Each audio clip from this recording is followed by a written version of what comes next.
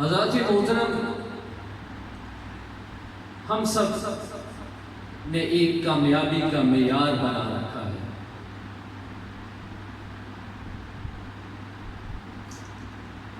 بچپن میں شاید کھیل میں کامیابی حاصل کرنا ایک بہت بڑی کامیابی ہے، پھر اپنی کلاس میں اول آنا، پھر اسی طرح جب زندگی آگے بڑھتی جاتی ہے تو کامیابی کے معیار بدلتے رہتے ہیں، اور ہر شخص کے لیے کامیابی کا معیار منفرد مختلف ہے۔ لیکن رب تعالیٰ نے جو کامیابی کا معیار بتایا نا، وہ جو میں نے آپ کے سامنے سورۃ الشمس تلاوت کرنے کی سعادت حاصل کی، اس میں بتاتے ہیں کہ جو آپ لوگ اپنی کامیابی کے معیار کا تعین کرتے ہیں، دراصل وہ کامیابی نہیں، اصل کامیابی کیا ہے؟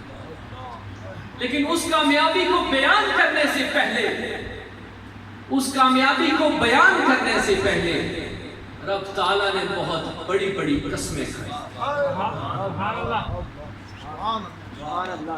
والشمس وضحاها، کہ قسم ہے سورج کی۔ اب سورج کو تو کوئی جھٹلا نہیں سکتا نا، قسم ہے سورج کی، وضحاها، اور اس کی دھوپ کی، قسم ہے سورج کی اور اس کی دھوپ کی۔ نہ سورج کو کوئی جھٹلا سکتا ہے، نہ اس کی یہ جو باہر دھوپ ہے اس کو کوئی جھٹلا سکتا ہے۔ والقمر اذا تلاها، اور ہم میں سے مسلمان ہوں چاہے کسی بھی مذہب سے تعلق رکھنے والے ہوں، سورج اور چاند کو کوئی جھٹلا نہیں سکتا۔ اور اس چاند کی قسم جب وہ سورج کے پیچھے پیچھے آتا ہے، یہ جو تلا ہے نا، تلاوت بھی اسی سے بنا ہے، جو ہم کہتے ہیں قرآن کی تلاوت کا، اسی کے پیچھے پیچھے آتا ہے، وہ ایک علیحدہ موضوع ہے، اسی کے پیچھے پیچھے آتا ہے۔ وَالنَّهَارِ إِذَا جَلَّاهَا، اور دن جب وہ اس کو روشن کرے، وَاللَّيْلِ إِذَا يَغْشَاهَا، اور رات کی قسم جب وہ چھا جائے۔ پھر فرمایا وَالسَّمَاءِ وَمَا بَنَاهَا، اور آسمان کی قسم۔ اور اگلے والے حصے کو دو طرح سے ترجمہ بھی ہو سکتا ہے، وَالسَّمَاءِ وَمَا بَنَاهَا، اور آسمان کی قسم۔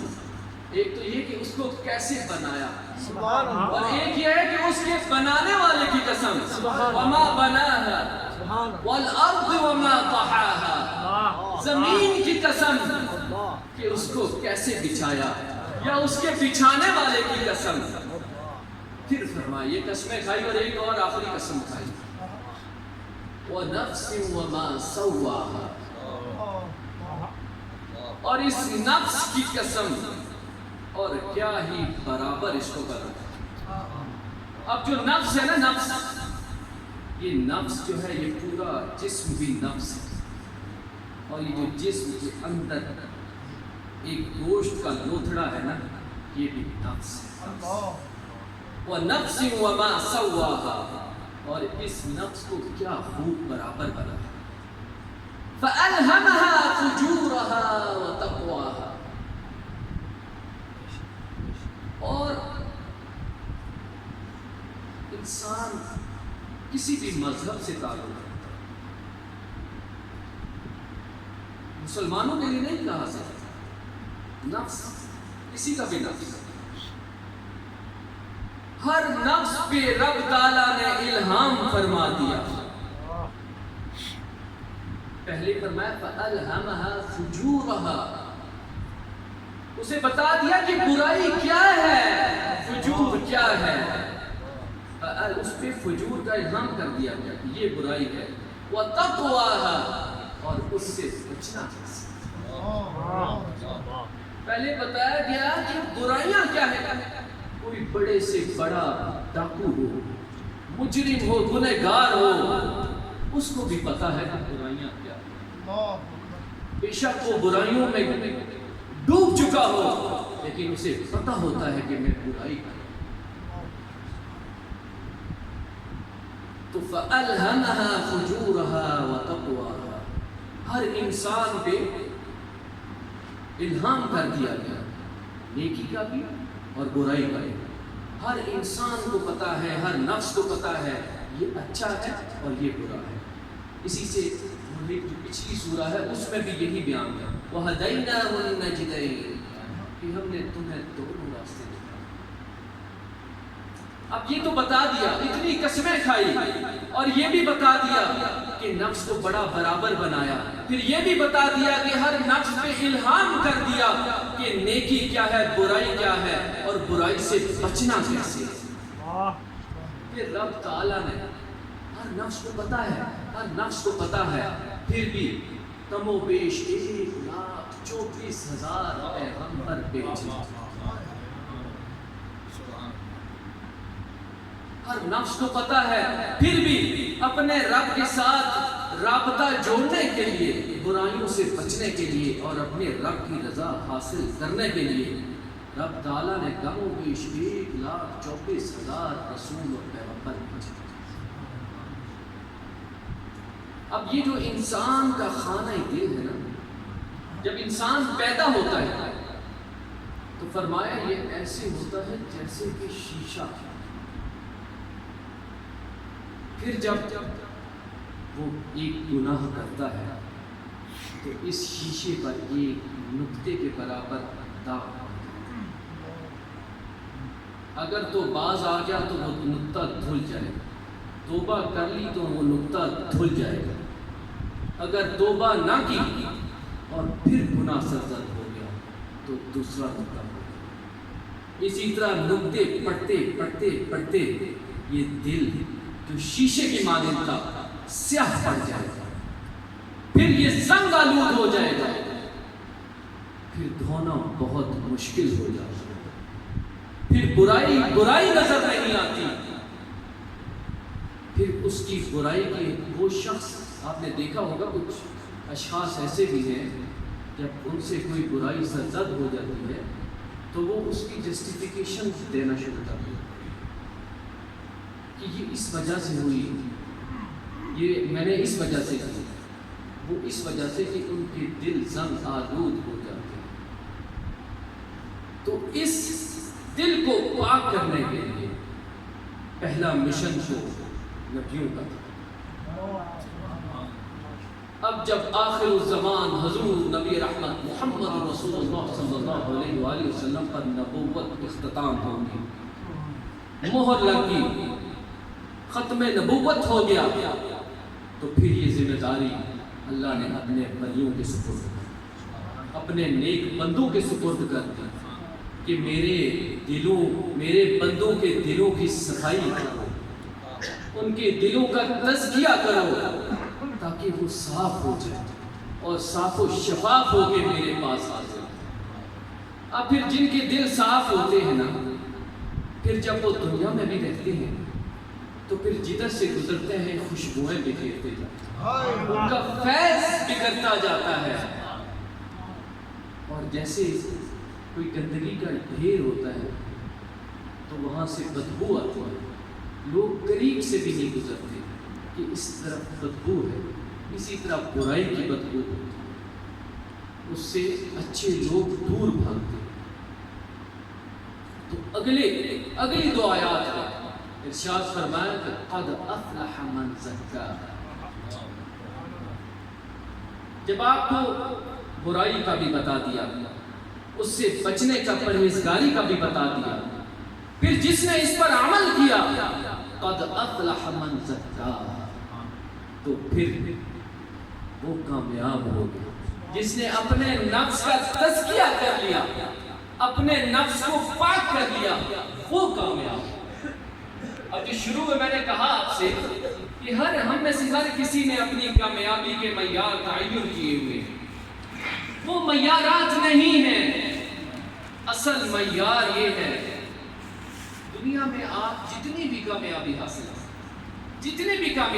کریں دنیاوی لحاظ سے، آپ کسی بھی بڑے مرتبے پہ پہنچ جائیں، وزیر اعظم صدر بن جائیں، جانا تو پھر بھی قبر میں ہے، ایک عام آدمی نے بھی اور ایک بڑے سے بڑے رتبے والے نے جانا قبر میں ہے، اور وہاں فیصلہ رتبے پہ نہیں ہوگا، وہاں فیصلہ دنیاوی رتبے پہ نہیں ہوگا، وہاں دیکھا جائے گا کہ دل کس کا شیشہ ہے۔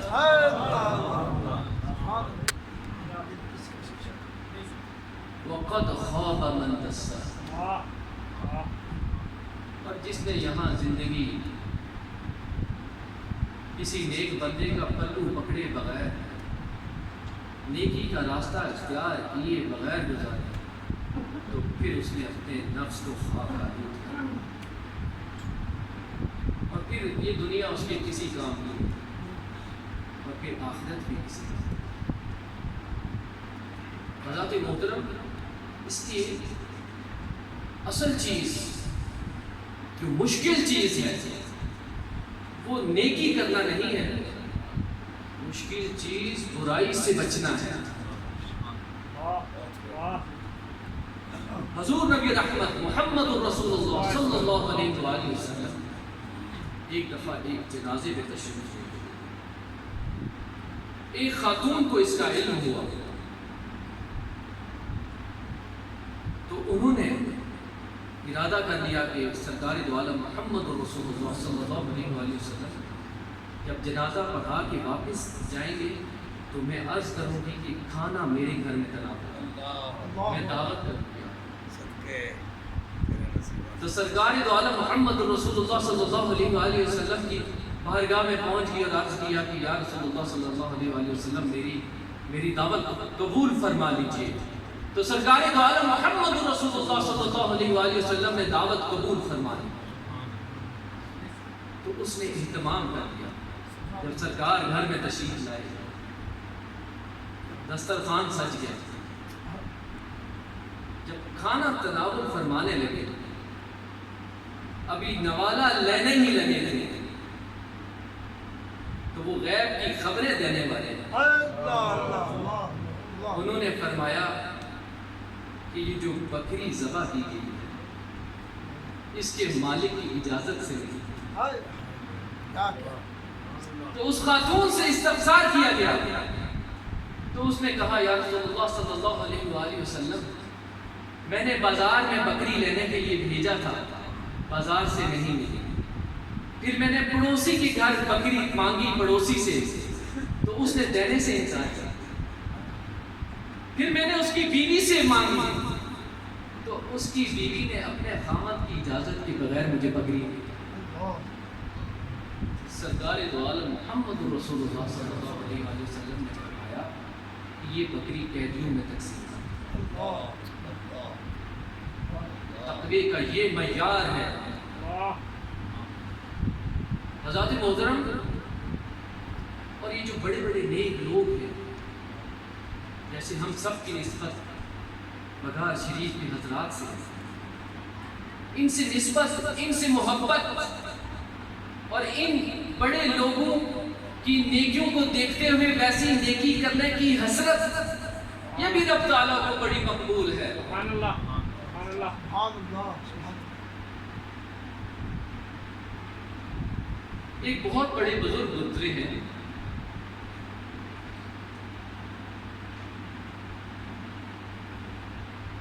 جب ان کا انتقال ہو گیا تو ایک اور ان کی جاننے والے کی خواب میں ان کی زیارت نصیب ہوئی۔ جب زیارت نصیب ہوئی تو انہوں نے ان سے پوچھا، حضرت عبداللہ بن مبارک رحمۃ اللہ، تو پوچھنے والے نے جس نے ان کو عبداللہ بن مبارک رحمۃ اللہ علیہ کو خواب میں دیکھا تو ان سے پوچھا کہ آپ کے ساتھ کیا معاملہ پیش ہے؟ تو انہوں نے فرمایا کہ رب تعالیٰ کی رضا حاصل ہوئی، لیکن میرے گھر کے سامنے ایک لوہار رہتا تھا، اس کے درجے مجھ سے بھی بلند، تو وہ شخص ان کے گھر نہیں گئے جن کی خواب گیا، وہ ان کے محلے میں گئے، ان کے گھر کے سامنے دستک دی اور پوچھا تو معلوم ہوا واقعی وہ لوہار فوت ہو چکے اور وہ لوہار کا ہی تھا۔ تو ان کی جو زوجہ تھی ان سے پوچھا کہ ان کا مجھے کوئی نیک عمل بتا۔ تو انہوں نے کہا یہ تو پورا دن بازار میں لوہا کوٹتے رہتے تھے، مجھے تو کچھ اور معلوم نہیں۔ انہوں نے کہا نہیں کچھ بتائیں، کچھ خاص بات بتائیں، کوئی عبادت گزار تھے، راتوں کو جاگتے تھے۔ تو ان کی زوجہ نے کہا کہ بس فرض نمازیں پڑھتے تھے، کوئی زیادہ عبادت گزار نہیں تھے کہ پورا دن محنت میں گزر جاتا تھا۔ رات کو جب ہم لوگ بھی چھت پہ لیٹتے تھے اور سامنے والی چھت پہ جب ولی اللہ کھڑے ہوتے تھے پوری رات کھڑے رہتے تھے، تہجد کے وقت تہجد پڑھ کے بیٹھتے تھے، تو یہ حسرت کرتے تھے کہ کاش مجھے بھی تھوڑا سا وقت مل جائے اور میری تھکاوٹ دور ہو جائے تاکہ میں بھی ایسے کھڑا ہو سکوں۔ صرف اس حسرت کی وجہ سے رب تعالیٰ نے ان کے اتنے درجات بلند کر دیے کہ ولی اللہ بھی ان کے درجات پر عرش کر سکے۔ حضرت محترم، نیکی جو ہے نا، نیکی وہ صرف اپنے لیے نہیں ہے، وہ دوسروں کے لیے۔ جو اپنے لیے ہے وہ عبادات ہے، آپ نے نماز پڑھی، روزہ رکھا، زکوٰۃ ادا کی، وہ بھی دوسروں کے لیے۔ نماز اور روزہ خاص آپ کی اپنی ذات کے لیے کہ اللہ تعالیٰ آپ کی بخشش فرمائے۔ اصل نیکی یہ ہے کہ دوسروں کی مدد کی جائے، دوسروں کی خدمت کی جائے۔ حضرت ابو ہریرہ رضی اللہ تعالی عنہ سے روایت ہے کہ حضور نبی رحمت محمد رسول اللہ صلی اللہ علیہ وآلہ وسلم کا ارشاد ہے کہ آپ نے فرمایا کہ بنی اسرائیل میں 3 اشخاص تھے، تو رب تعالیٰ نے ان کا امتحان لینے کا ارادہ فرمایا اور ایک فرشتہ انسانی صورت میں ان کے پاس بھیجا۔ وہ 3 اشخاص کون تھے؟ ایک کوہڑی تھا، ایک گنجا تھا اور ایک اندھا تھا۔ بنی اسرائیل کے 3 اشخاص۔ اب وہ فرشتہ جو ہے سب سے پہلے اس کوہڑی کے پاس آیا اور اس سے پوچھا کہ بتاؤ کہ تمہیں سب سے زیادہ کس چیز کی طلب ہے؟ اس نے کہا کہ میں اس کوہڑی کے مرض میں مبتلا ہوں، اگر رب تعالیٰ مجھے اچھی جلد عطا فرما دے تو میں بہت شکر گزار ہوں گا رب تعالیٰ۔ تو فرشتے نے اس کو ہاتھ لگایا تو وہ جو کوہڑی جسم والا انسان تھا وہ ایک خوشنما جلد والا انسان تھا، اس کی وہ کمی دور ہو گئی۔ اس نے فرمایا، فرشتے نے فرمایا کہ اور کچھ اور کیا مانگتے ہو؟ اس نے کہا میں غریب ہوں۔ تو کیا چاہتے ہو؟ اس نے کہا اگر اونٹ مل جائے۔ تو فرشتے نے ایک اونٹنی اللہ کے حکم سے اس کو عطا کر۔ فرشتہ دوسرے کے پاس گیا جو گنجا تھا، اس سے پوچھا کہ تم کیا چاہتے ہو؟ اس نے کہا کہ میرے جسم پہ بال نہیں، لوگ مجھ سے گھن کھاتے ہیں، قریب نہیں آتے، اگر مجھے بال عطا ہو جائیں تو میں رب کا بڑا شکر گزار ہوں۔ فرشتے نے اللہ کے حکم سے اس کو ہاتھ لگایا تو اس کے جسم پہ سر پہ بال آیا، وہ بہت خوش ہوا اور اس کی غربت دور کرنے کے لیے فرشتے نے اس کو ایک گائے دی۔ اب تیسرا جو اندھا تھا فرشتہ اس کے پاس آیا، اس سے پوچھا، اس نے کہا میری بینائی نہیں ہے، جگہ جگہ کی ٹھوکریں کھاتا ہوں، اگر میری بینائی واپس آ جائے تو میں رب تعالیٰ کا بڑا شکر گزار ہوں۔ فرشتے نے اس کو ہاتھ لگایا، اس کی بینائی اللہ کے حکم سے اس کی بینائی واپس آ گئی۔ اور اس کو ایک بکری عطا کی.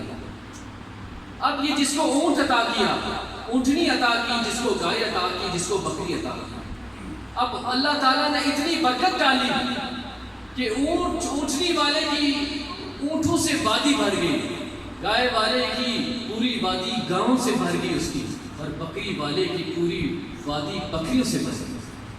امیر ہو گئے، خوشحال ہو گئے. اب فرشتہ دوبارہ اسی حالت میں پہلے اونٹ والے کے پاس اس سے کہا کہ میں مسافر ہوں اور تنگ دست ہو گیا ہوں، آپ میری مدد فرمائیں. اگر ایک اونٹ عطا کر دیں، ایک اونٹنی یا اونٹ عطا کر دیں تو میرا سفر آسان ہو جائے. اس نے کہا نہیں، میرے اپنے بڑے حقوق. اب اس نے کہا تم وہی نہیں ہو جو کوہڑی تھا، جس کو رب تعالیٰ نے اچھی جلد عطا کی اور مال میں برکت عطا کی؟ تو اس نے آگے سے کیا جواب دیا؟ اس نے کہا نہیں، میں تو باپ دادا سے امیر ہوں، اسی طرح ہوں. تو فرشتہ آ گیا، گنجے کے پاس آیا، اس سے کہا کہ اگر میں مسافر ہوں، تنگ دست ہوں، اگر ایک گائے دے دو تو میرا سفر بھی آسان ہو جائے، میری زندگی بھی آسان ہو جائے. اس نے بھی وہی جواب دیا. پھر اندھے کے پاس آیا، اسے کہا کہ میں مسافر ہوں، اگر ایک بکری مجھے دے دو تو میرا سفر آسان ہو جائے. اس نے کہا کہ تم نے رب کے واسطے میرے سے ایک بکری مانگی ہے، تم جتنی چاہے لے جاؤ. یہ رب کی عطا ہے، سب بکریاں رب کی عطا ہے، جتنی چاہے لے جاؤ. اسی نے دی، اسی کی راہ ہے. تو فرشتے نے کہا، پھر اس کو کہا کہ میں رب کی طرف سے بھیجا گیا فرشتہ جو تم لوگوں کی آزمائش کے لیے آیا تھا.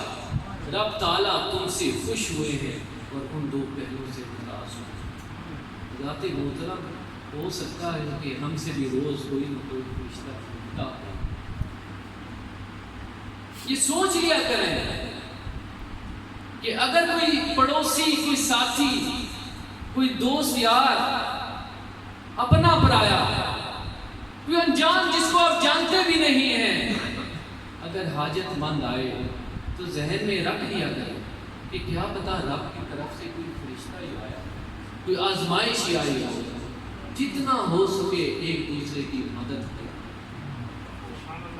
یہی رب تعالیٰ کے ہاں قبولیت کا باعث ہے. اللہ تعالیٰ حق سننے، سنانے اور اس پر عمل کرنے کی توفیق عطا فرمائے. وآخر دعوانا الحمدللہ.